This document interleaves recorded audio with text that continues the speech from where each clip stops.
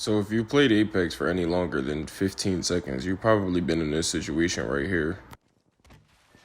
Oh, brother, I knew that was gonna happen. Them niggas are fucking teammates down, motivation down, ammo down. Don't worry, it's not always the end all be all. Terrible. At this point, I know there's a whole team surrounding me in front of me, so I just have to play with the information that I have. And with said information, I knew there was someone on the right, so I crack him to stop his push. And one thing I kind of want to make a note of is how I'm playing my space and positioning here. As you can see, I'm using this truck in front of me for cover, but what I'm really trying to do with this strategy is make it so that for the enemy team to push me, they have to run through the open, or for them to run cover to cover, they have to run through open areas where I'll be able to shoot them and get the free damage. So that's really my thinking back in that part. Ironically enough, for the first time, spam pings actually helped, and my teammates spam ping that they were healing let me know that there were two people not looking at me. And with me hearing the rev ult go off, that meant that there was someone I had to focus on. Now, honestly, I'm not gonna lie, my game sense wasn't S tier here. I did not think that they got the res off, so when I cracked the Valkyrie, I was kind of confused at how that was a Valkyrie getting cracked and not a rev, as I expected the rev to push me. But even still, cracking their shields again still delayed them from pushing me. And as you'll see, the rev still pushed me after his rev ult, but without the Valk, it didn't work as well.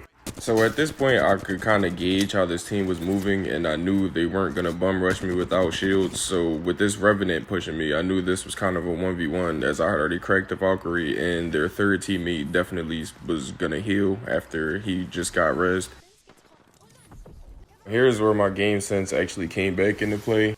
Record scratch, freeze frame, all that. Yeah, I just wanted to add in real quick here. I forgot to mention it earlier, but one thing I do want to make a note of with how I played this part right here is audibles.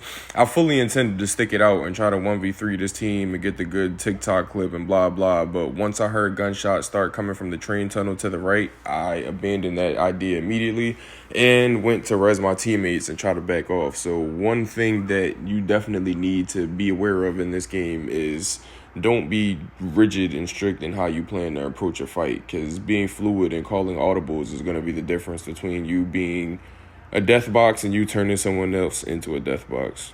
As you can see, I backed off and fenced us up to give us some defense, as I heard another team approaching, and getting third partied in this spot is definitely not somewhere where I want to go through that. So both of my teammates backed up. I backed up and was able to get the revive, and that third party came in and cleaned up the team that was griefing us. So we ended up getting away, and we're the victor in the end. We won the war, not necessarily the battle, but